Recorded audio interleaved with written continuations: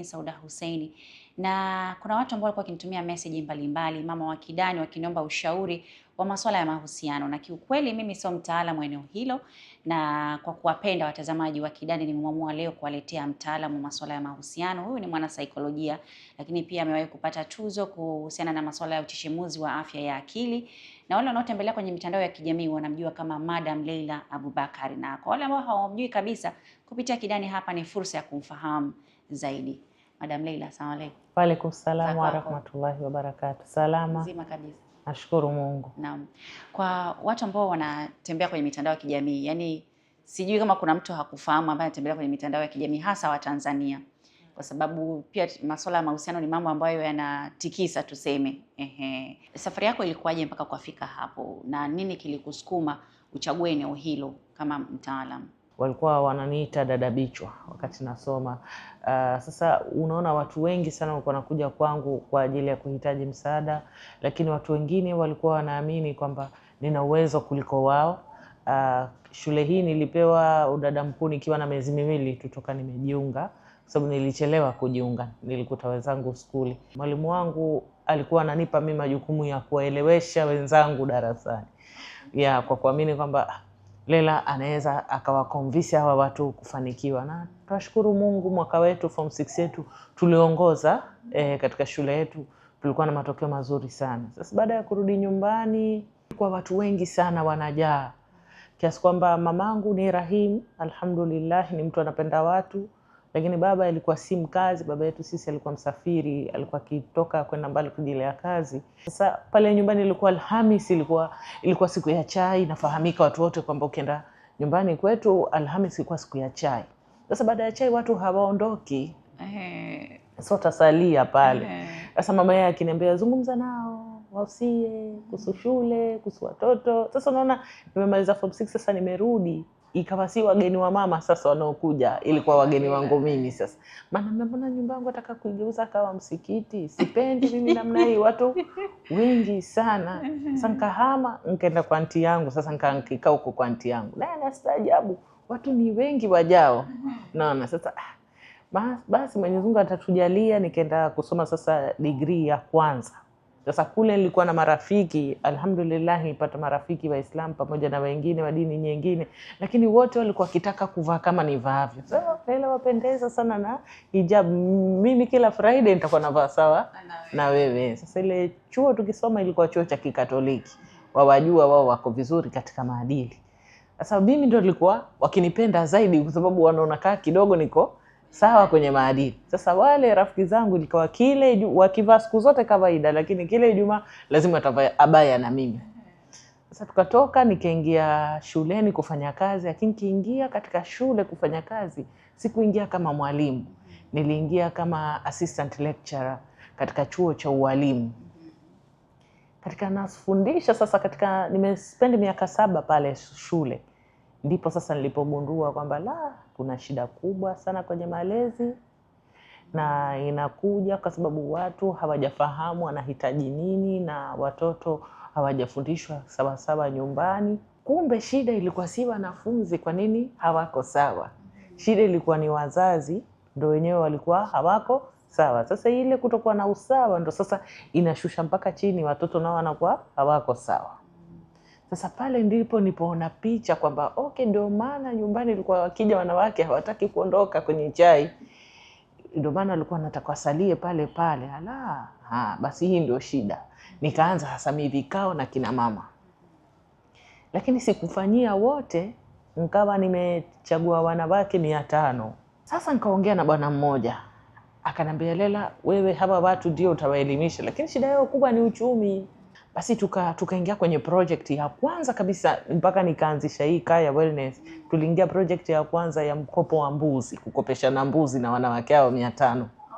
Alinipa mbuzi 250, akaniambia kila wanawake mbuzi mmoja, kila wanawake wawili mbuzi mmoja. Yule mbuzi akishazaa wanakopesha wengine, wanaingia katika ile duru. Basi tukafanya ile mpaka ukafika wanawake 3000 mkopo wa mbuzi. Tukaingia micro credit, mimi na yule bwana tukaanza kukopesha pesa. Unakopa kiasi fulani, warudisha kile kile bila riba. Tukafanya mpaka tukafikia watu 4000. wanakopa na kurudisha, na hatuna mkataba na mtu. Ilikuwa kikao chetu tunaita chai meeting. Ilikuwa tunakutana kila Alhamisi baada ya kusoma wasila wa Shafi, tutajadili kuhusu uchumi. Kisha tutajadili nani ana matatizo na mtoto wake, nani anahitaji msaada. Ndio sasa tukafungua hii foundation inaitwa Kaya Wellness Consulting kwa ajili ya kusema kwamba tutengeneze hizi project ziwe sustainable na watu waweze kufaidika wengine. Sasa hivi tuna wanawake 10,100. Wengine wako tuseme wengi tumebezi sana Tanga na Kibaha wako kwenye hiyo project. Kwamba kwanza project kubwa ni hiyo nikakwambia mkopo wa mbuzi, lakini project ya pili ni project hii ya mambo ya kilimo. Sasa hivi tumeingia tunafanya kilimo, lakini ni mkoa wa Tanga kilimo chetu. Lakini sasa mimi mzee wangu kidogo alhamdulillah amesoma akaniambia sasa wewe wafanya ndio, lakini wafanyia watu wetu tu. Yaani kwamba Tanga inawezekana vipi ukafikia watu wengi zaidi? Alafu hii ilmu ya kusema kwamba watu wajitambue na watu wamfahamu Mwenyezi Mungu, watu waweze kuwa na malezi mazuri, wa influence watu katika njia nzuri, lakini pia hii harakati yako watu waondoke kukufuata nyumbani, watu wakae walipo wakakupata. Nikaanza sasa kuingia digital. Kafanya alhamdulillah, sasa tuna watu karibia milioni 6 wakitufuata hapa nyumbani na nje ya nchi. Alhamdulillah, na sasa tumehamia tuko hapa Dar es Salaam sasa, na tumeanza program hapa, lakini malengo ni kusema kwamba watu wote ambao wamekuwa victim ama wamesema wamedhurika, mfano hivyo tukasema wanawake wajane, tuwatoe katika kuona kwamba yale makosa yaliyotokea mpaka wakapata matatizo si kwa sababu Mwenyezi Mungu hawapendi, ni kwa sababu Mwenyezi Mungu anaamini kwamba ile pale ni fursa ya wao kutoka. Mara kadhaa nimeshuhudia baadhi ya watu wakiingia kwenye utafutaji wanajikuta kwenye mikopo, wanajikuta kwenye madeni, wanajikuta biashara haziendi hata kama hana deni, lakini wanajikuta kile walichokuwa wanakitegemea hakipatikani. Hiyo mnawasaidiaje kwa wale ambao sasa walikuwa wana mategemeo fulani alafu hayajatimia? Mwanzo wakati tunaanza tulikuwa tunataka mwanamke anywe chai, kwa sababu watu wa kwetu wengi chai ni kitu muhimu. Kuna chai asubuhi, kuna chai saa 10. Ni lazima mwanamke awe na sukari ya kunywa chai. Sukari sasa inakwenda mpaka 4,000. Ni lazima mwanamke awe na nguvu ya kunywa sukari. Kwa mimi siwatengenezei katika picha zao, katika akili zao picha kubwa ya kutaka kumiliki millions. Nataka wao wajimudu ili wasiombe. Lakini pia kuwaelimisha katika akili zao kwamba kuomba ni kujidhuru, kwa sababu utasikia ile amani katika kuomba kiasi kwamba hutotamani kutoka katika kuomba. Sasa sisi wakati tunaanza katika mikutano yetu ya chai, ilikuwa tunataka kila mwanamke akija kwenye mkutano wa chai, wanawake wanabadilishana sukari. Kwamba wewe ukija katika chai unachukua sukari ya mwenzako na wewe yanakupa ya kwake. Tunaleteana zawadi ya sukari. Kwa sababu kuna mtu mwingine ile ama kwa sababu itafika time kuna mtu mwingine ile wiki atakosa sukari. Sasa akijua katika mkutano kuna ndugu yangu atanipa sukari, hataenda kwa jamaa kuchukua sukari. Atachukua sukari katika community. Na sisi tutajua kwamba fulani hajaja na sukari. Sisi ni watu wake. Tutamsaidia. Kwa ile pressure kwenye kichwa chake kwamba nitapata vipi itaondoka. Kwa sababu kinachotudhuru wanawake wengi ni kwamba nitafanya nini kuhusu watoto wangu. Hakuna mwanamke yote anayesema nitafanya nini kuhusu mimi. Sasa akijua niko na dada zangu na Alhamisi tu nitakutana nao, atakuwa anaishi kwa imani kwamba Alhamisi itafika. Subra. Kwamba wewe ustahimilie kutoka Alhamisi mpaka Alhamisi nyingine. Ni self discipline. Ambao ni quality ya kuwa na afya nzuri ya akili. Bila shaka pia unapata maoni mengi sana. Achana na hao walioko kwenye community yako, lakini kuna wale sasa sisi ambao tunaangalia kupitia mitandao ya kijamii. Yale ambayo huwa unayapost na baadaye watu wanakuja huko, madam nisaidie hiki, madam mimi ninahisi hiki. Hasa sisi wanawake ambao tunapitia changamoto nyingi. Umegundua nini kwa wanawake? Wengi kikubwa ni elimu. Wajua wengi tumestaarabika, tumekwenda shule, Mwenyezi Mungu atusaidie, wengine wamepata degree moja, wengine mpaka wana 3, alhamdulillah. Lakini kugeuza ili elimu aloipewa shule aifanye sasa practical, kuichukulia mazoezi, ndio mtihani mkubwa wanawake. Wanawake wengi ambao mimi nakutana nao hasa katika hii kazi yangu ya mitandao ya kijamii ni kwamba wao wanaona kwamba wanaonewa.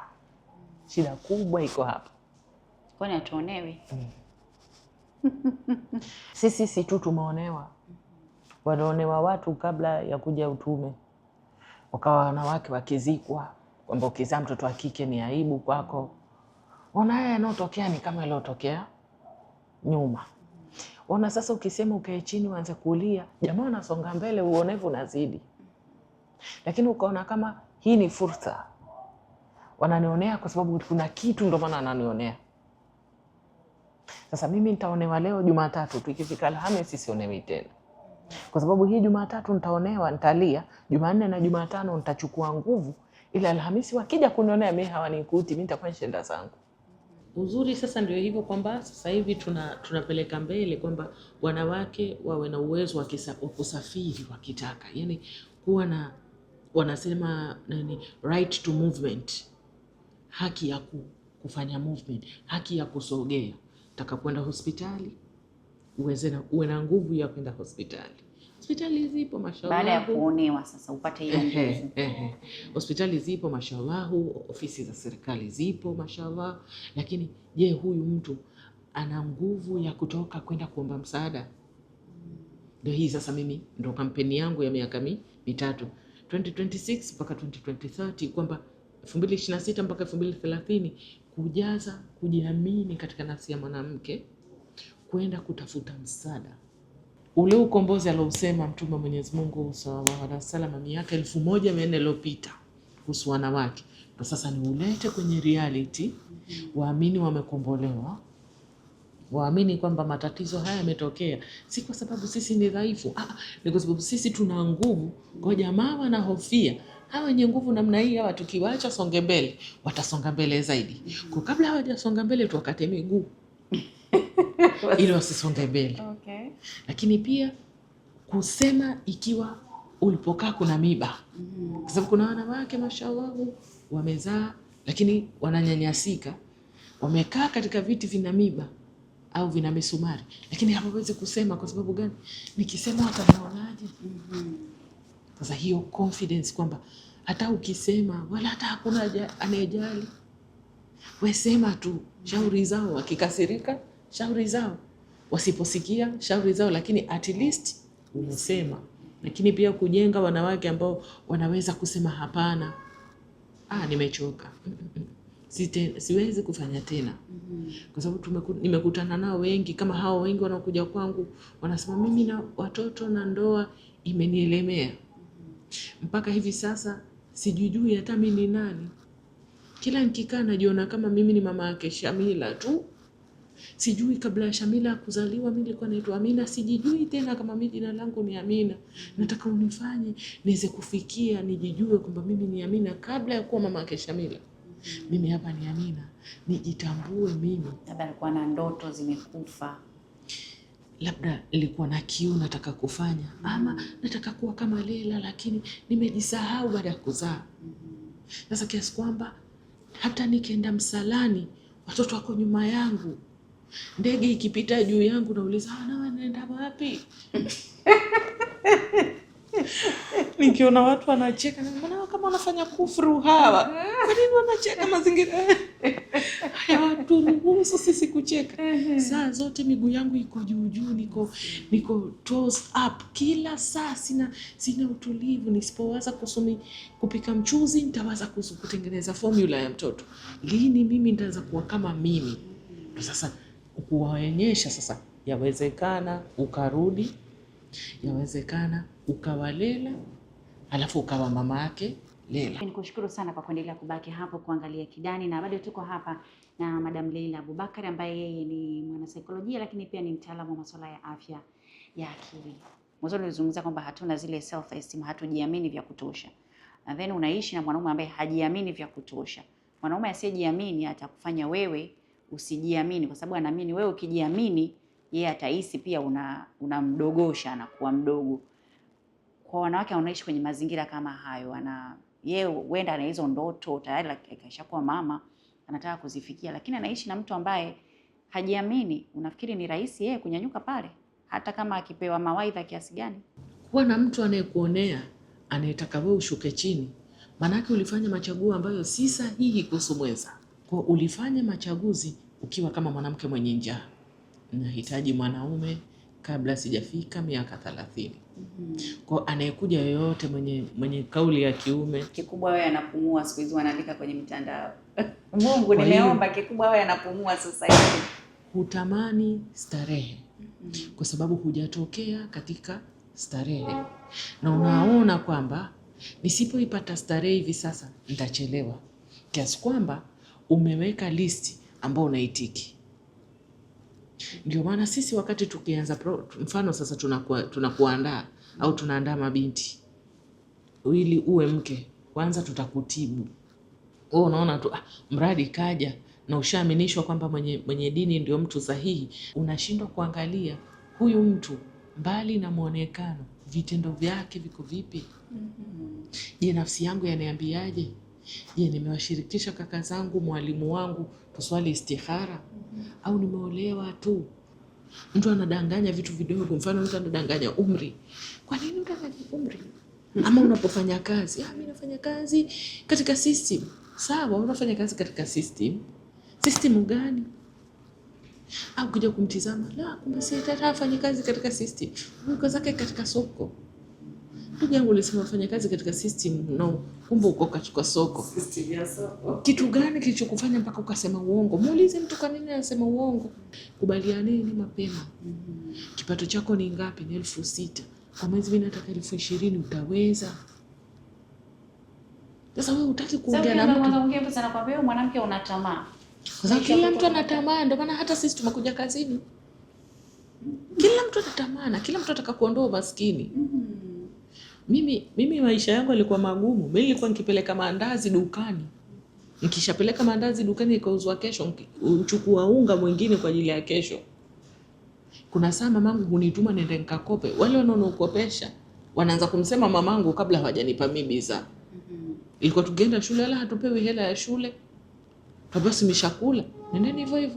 Na siku nyingine tulikuwa tukitembea kwa miguu kutoka shule kurudi nyumbani.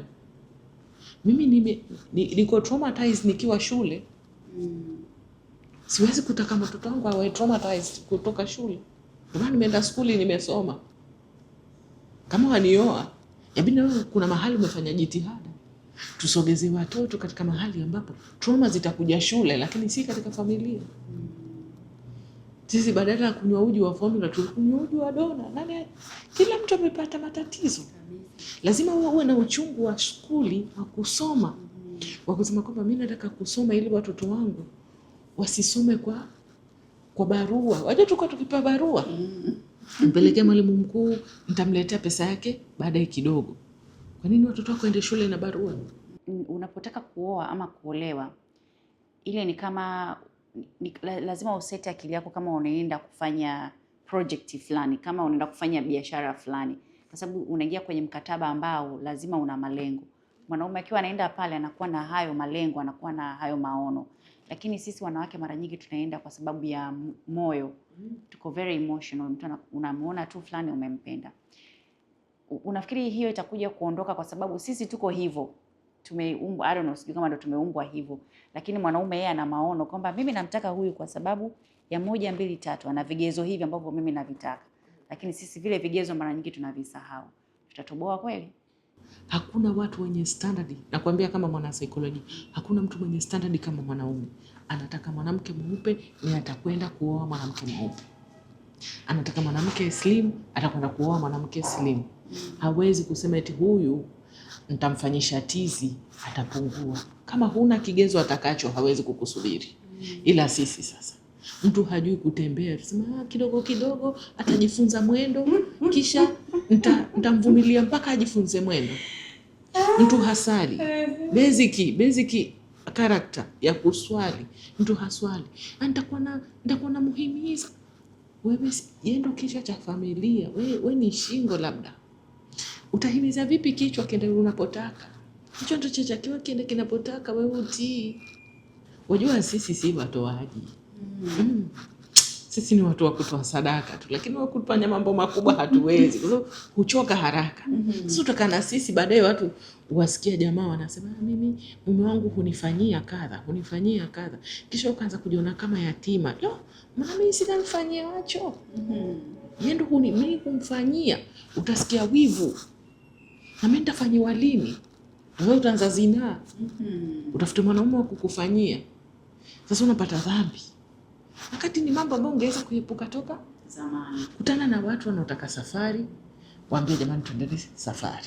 Watu hawataki safari, usiende kuamsha watu ghetto. Ukifanya kazi sana, kama una nguvu sana kisaikolojia, angalau miaka 10, baada ya miaka 10 utakuwa umechoka sana. Kila ukiongea utakuwa vuta pumzi ndefu. Alafu labda utazeeka mapema. Ama labda pia utapoteza pesa zako nyingi sana kuja therapy. Na mashallah ukija kwangu mimi nitakutoza wallahi. Sikuone huruma kwa sababu umekuja kwenye tiba. Kwa mtu sasa ambaye anataka kujiunga na kikundi chako ambacho una wanawake wengi, labda wengi wanataka kupata elimu direct kwako.